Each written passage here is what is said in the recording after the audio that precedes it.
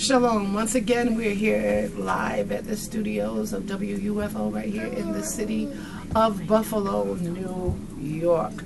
I talked to you last week about, well, we tried to talk last week. If you've been following us on the YouTube, we were talking about the holy days that are coming up, and I told you I want to start you at the beginning of the holy days.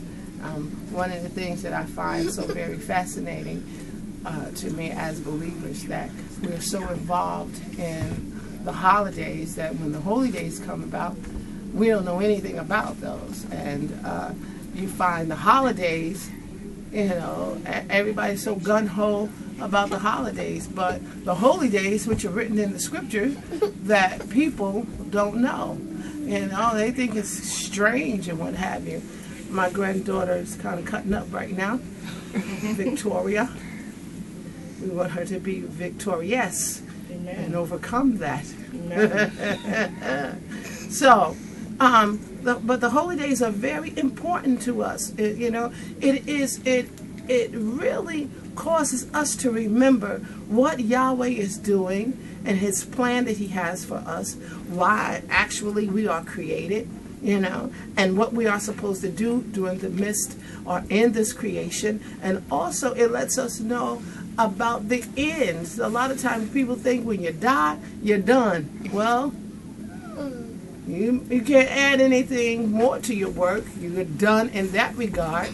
But you must stand and give an account. The scripture lets us know that not only do the living know that they shall die, but we shall all stand before Yahweh. Yes. You know, in Hebrews, I believe it is, that you stand and give an account. You're going to be judged according to your works. So it's important to know the holy days. And I have my young ladies here. Lord have mercy. If you only know behind the scenes. Can I cut right there? Oh, we're back. After a little intermission there. But it's important, as I was saying, it's important to know the holy days and to understand the purpose of the holy days. And my young ladies that you hear or see at the end of the broadcast saying there's absolutely, positively no reason for you to be confused, they're going to sing to you the holy days that are written in the Word of Yahweh. Listen, if you're going to teach your children any nursery rhyme, let it be a nursery rhyme that has something to do with Yahweh, something to do with their faith and their belief.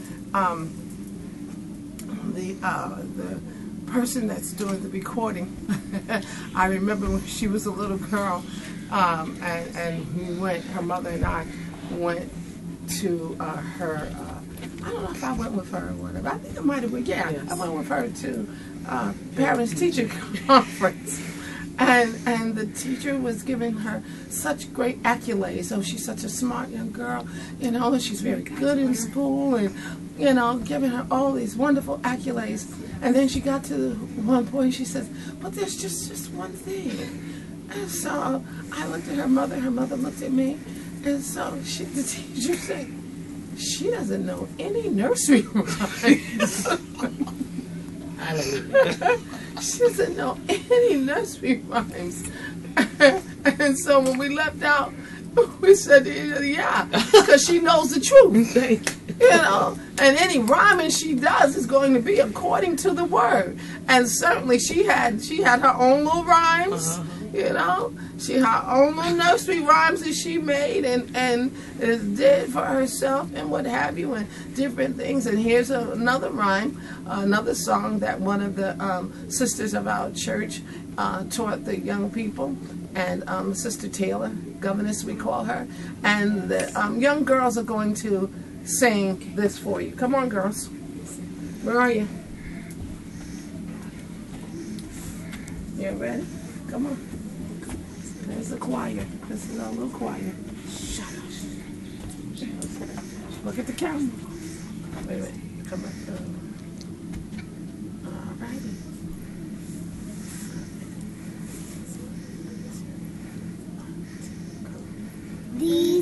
holy days that Yahweh said keep.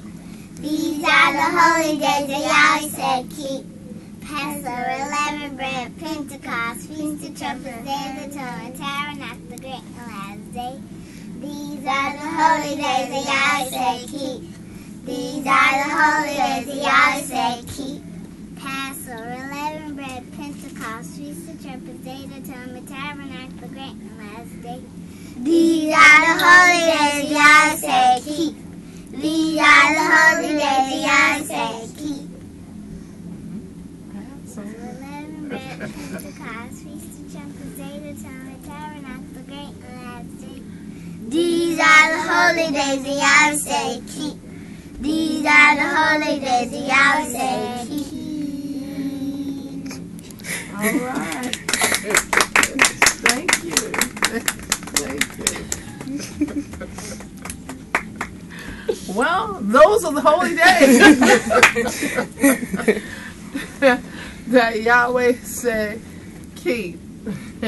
And it's important that we keep those holy days. I wanted to start at the beginning, of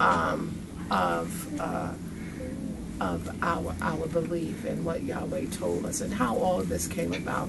I want to give you just a few minutes of it, and hopefully it would pique your interest that you, on your own private time, will investigate the word of Yahweh for yourself. You'll find out how really in tune Yahweh is to his people, to his creation. You know, when you create something, you know, you're not so ready to just let it go and turn it over to somebody. You know, that's why you find out mothers, when they have their children, they're not so ready to let their baby go. You know, and they can have that baby for, 4 years, just them and the baby. When it's time for that child to go to school, the child be happy. A lot of times the child be happy, to go. And the mother is just having she's just pulling her hair out, and, she's having a difficult time, what they call that, cutting her apron strings, Well, Yahweh is in tune with us. We are his creation. We are made in the image and in the likeness of him. And he is very involved in our lives. He is very, in tune with us. So much so that he said the very hairs on your head are numbered. Now, how in tune can you get with that? You know what I'm saying? And, we all wear wigs and weaves, but underneath the wig and the weave, you can have some bald spots. He know the bald spot, the follicles of each hair that came out. He knows which one it was.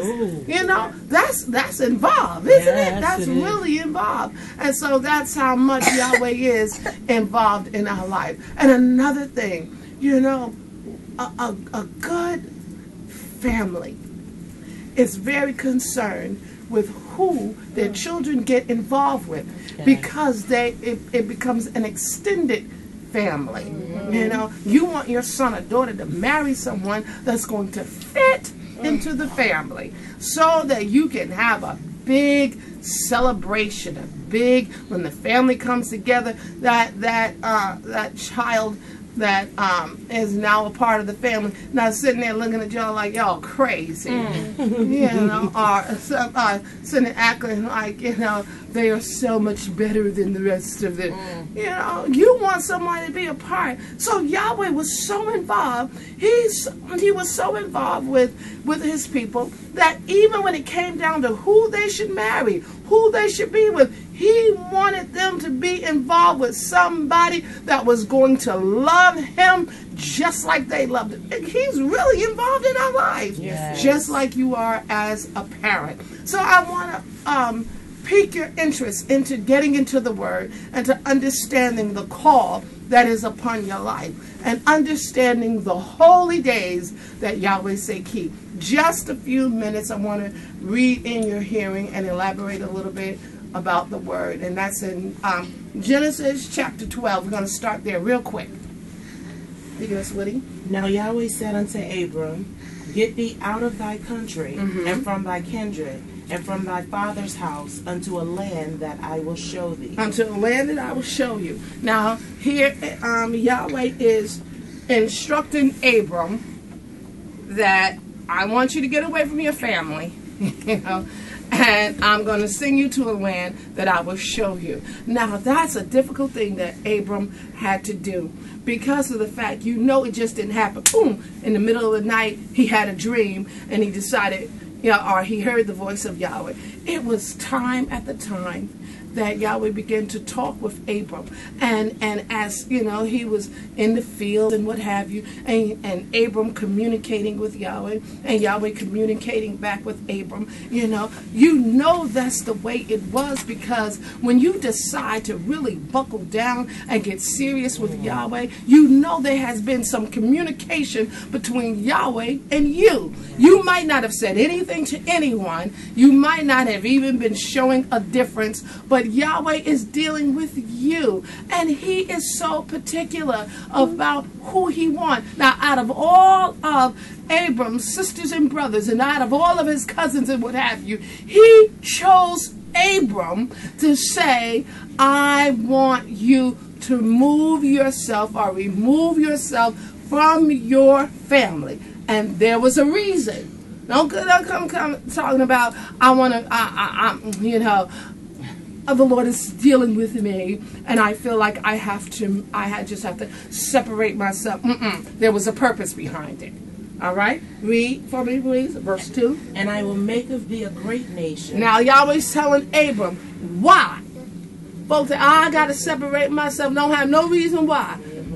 Yahweh ain't told them anything. You know, they're not doing the will of Yahweh. But here it is. Yahweh said, I will make you a great nation. And I will bless thee. I will bless you. And make thy name great. And make your name great. And thou shalt be a blessing. And you shall be a blessing. And I will bless them that bless thee. And curse him that curseth thee. Yes. And in thee shall all families of the earth be blessed. And you shall all the families of the earth be blessed. Down, skip now to verse 7. And Yahweh appeared unto Abram and said, Unto thy seed will I give this land. And there builded he an altar unto Yahweh, who appeared unto him. And verse 8. And he removed from thence unto a mountain on the east of Bethel, and pitched his tent, having Bethel on the west, and Hai on the east. And there he builded an altar unto Yahweh, and called upon the name of Yahweh. And there he called upon the name of Yahweh.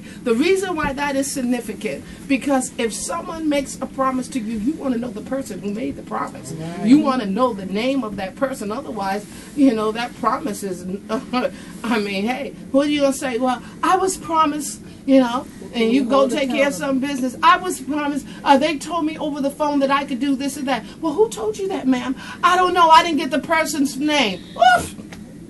It doesn't mean anything. Right. You got to know the person's name. And here, Abram, the scripture says, Abram began to call on the name of Yahweh. Because in calling and knowing the name of Yahweh, back to verse 2, he said, I will make you great. Who's going to make him great? Yahweh. He said, I will make you a blessing. I will make you a great nation. And make thy name and great. Make your name great. Yes. So, Abram, after moving from his family, had this promise. Now he built an altar and began to call on the name of Yahweh. Now he knew that everything that God had told him that he would do, now he knew that he would do it because he had the name. Because he had the name that would signify everything, that would settle everything, that would even give him the comfort in knowing I moved from my family because Yahweh told me, and because he gave me the reason, the purpose, and the goal to do so. You understand? Now, I hope what this little part did was to pique your interest for you to read a little bit more about Abram. And it is so important because everything comes from the beginning with Abram. You hear us say, or you hear people say to the fathers, our fathers, Abraham, Isaac, and Jacob. Yes. And many people don't even understand what that means. They say that, and we give honor to to our forefathers, Abraham, Isaac, and Jacob. We're laying hold to the promises of God that he made to our fathers, Abraham, Isaac, and Jacob. And you can't even explain or even answer who in the world is Abraham. What promise did he make to Abraham? And who in the world is Isaac? And who in the world is Jacob? Well, I want to pique your interest so that you can get into the scriptures and find out. You don't even know where Easter come from. You don't even know where Christmas come from. You don't even know where New Year's come from. But you're gun-ho in it. You jump in it with both feet. You don't have no understanding of it. And you teach your children to do the same thing. Well, here, as a believer, you can find out what it is that you need to believe. You can find out what it is that you need to stand upon. You can find out what holy day you need to celebrate, all written in your book of life. You understand? It is your instruction. And next week, we'll be continuing on from Abram, understanding the call, the purpose, and his direction that Yahweh had. Remember, Yahweh made a promise to Abraham. And you remember what the promise was that he made to Abraham, that you would say, along with the apostolic rock, temple of the living Elohim, that there is absolutely, positively, no reason for you to be confused. All you need to do is rely on the Word of God. Shalom.